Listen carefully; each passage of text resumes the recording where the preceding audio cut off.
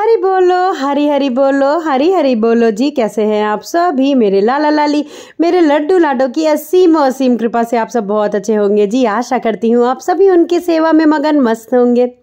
तो जी, जिस तरीके से हम सभी को पता है कि आजकल जो कार्तिक महीना पूरा होने के बाद में मार्गशीर्ष जो महीना शुरू हुआ है, जो कि 26 दिसंबर तक का रहेगा, इसमें मेरे प्रभु की, मेरे नारायण, मेरी महालक्ष्मी माँ की, मेरी लाडो की पूजन अर्चन अगर आपने विधि विधान से इस महीने में भी कर ली तो समझिए बहुत बहुत ही लाला की जो भक्ति है वो आपको प्राप्त होती है।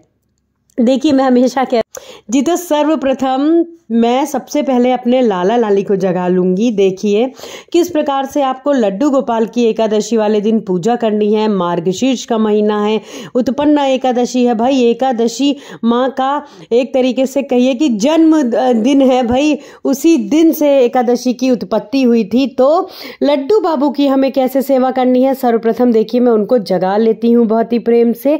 और जब भी लाला को जगाइए तो सर्दियों में मैं पहले भी बता चुकी हूँ, उनका ब्लैंकेट तुरंत मत हटाइए। उन लोगों को थोड़ी देर उठाने के जगाने के बाद में उनके कंबल में ही रहने दीजिए।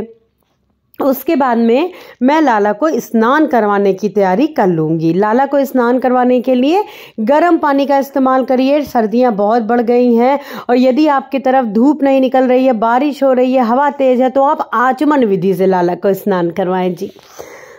पानी गर्म कर लूंगी और मैं अब अपने लाला लाली को स्नान कराऊंगी। तो सर्वप्रथम कार्य जो आपको अपने मंदिर में अपने लाला लाली की सेवा में करना है वो करना है, सुबह लाला को आप उठा लीजिएगा, जगा लीजिएगा बहुत आराम से। उसके बाद में आपको लड्डू गोपाल को गंगा जल, यमुना मैया के जल से आपको दक्षिणावर्ती शंख से स्नान कराना है। देखिए, मार्गशीर्ष के महीने में दक्षिणावर्ती शंख से, तीर्थ के जल से यदि आप मेरे नारायण महालक्ष्मी माँ का स्नान कराते हैं तो प्रभु की असीम असीम कृपा आपको प्राप्त होती है। तो आपको दक्षिणावर्ती शंख से आपको गंगा जल, यमुना जल से लाला लाली को स्नान कराना है। बहुत ज़्यादा गर्म पानी ना रहे, बहुत ज़्यादा ठंडा पानी ना रहे। आपको स्नान कराने के बाद में लाला को अच्छे से पोंछना है। देखिए, पोंछ आप अच्छे से लीजिएगा, जरा भी पानी वगैरह कुछ भी ना रहे। उसके बाद में आपको लाला लाली को इनर पहना देना है। आपको इनर पहनाने के बाद में ही लड्डू बाबू को पोशाक पहनानी है। अब आप विंटर की जो पोशाक पहनाओगे वो आप पीले कलर की है तो अति उत्तम है, आप पीली भी पहना सकते हो, आप नहीं तो किसी भी रंग की पोशाक पहना सकते हैं जी। तो ये तो हो गया, लाला को, लाली को आपको स्नान करवाना है गर्म पानी से, दक्षिणावर्ती शंख से ही स्नान करवाना है आपको।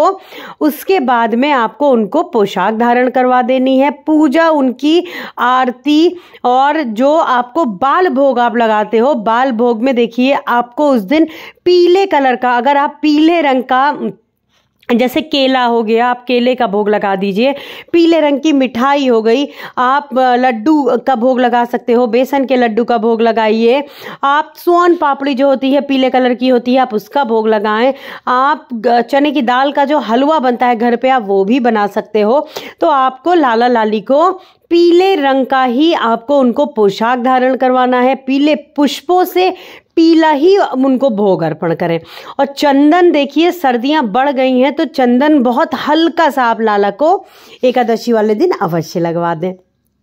तो इस तरीके से आपको लड्डू गोपाल की पूजन अर्चन बड़े ही सरलता से करनी है। देखिए, सर्दियां बहुत ज़्यादा बढ़ चुकी हैं तो कुछ ऐसा ना करें कि आपने चौकी कहीं अलग लगाई हुई है तो आप लाला को भी अगर उसी चौकी पे विराजमान कर रहे हैं और वहाँ से हवा आ रही है और नहीं आप अच्छे से बैठा पा रहे हैं तो आप उनको उनके स्थान पे ही बैठा रहने दें।